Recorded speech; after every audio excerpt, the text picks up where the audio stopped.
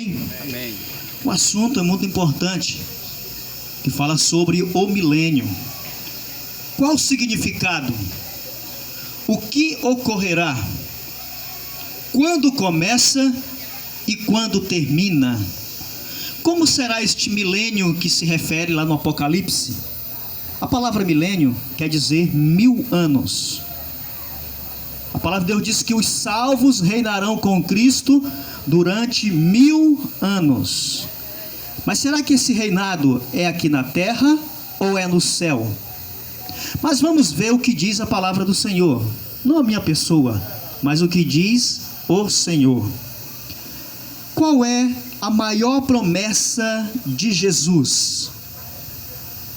A maior promessa que Jesus fez quando esteve aqui nesta terra, junto com seus discípulos, isso há mais de 2000 anos, quando ele estava prestes a retornar aos céus, ele fez uma grande promessa para os seus discípulos.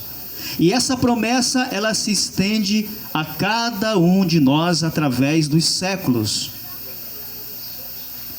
Todo aquele que ainda nascer sobre esta terra e tiver a oportunidade de aceitar a Jesus como Salvador, essa promessa também estende-se a ele. Jesus diz o seguinte, Evangelho de João, no capítulo 14 e no versículo 3. Ele disse: "E quando eu for e vos preparar lugar, voltarei e vos receberei para mim mesmo, para que onde eu estou, estejais vós também." Esta foi a promessa que Jesus fez aos seus discípulos ali naqueles dias, e esta mesma promessa, ela estende-se até nós. No livro de Apocalipse, no capítulo 1 e versículo 7, diz assim o Senhor: "Eis que vem com as nuvens, e todo olho verá." Isso é uma profecia referindo-se ao retorno de Jesus a esta terra, para vir buscar os seus escolhidos, aqueles que fizeram um sacrifício com ele, fizeram um concerto e foram vencedores pelo sangue de Jesus. Jesus, ele voltará. O milênio, ele dá início com o retorno de Jesus. Entendendo as duas ressurreições, vai haver duas ressurreições. Uma por ocasião da volta de Jesus, e a outra após os 1000 anos, após o milênio, que é a segunda ressurreição. A primeira ressurreição é a ressurreição para a vida eterna. Já a segunda ressurreição é para a condenação e destruição eterna. Bem-aventurado aquele que faz parte da primeira, pois sobre esse não tem poder a segunda morte. Em João capítulo 5, versículo 28 e o verso 29 diz assim: "Não vos maravilhes disto, porque vem a hora em que todos os que se acham nos túmulos ouvirão a sua voz e sairão, e os que tiverem feito o bem para a ressurreição da vida, e os que tiverem praticado o mal para a ressurreição do juízo."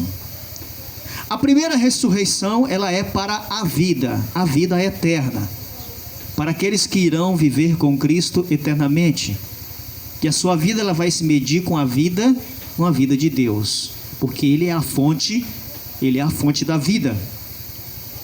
Em 1 Tessalonicenses, no capítulo 4, versículo 13 e versículo 16, diz assim: "Não queremos, porém, irmãos, que sejais ignorantes com respeito aos que dormem, para não vos entristecerdes como os demais, que não têm esperança.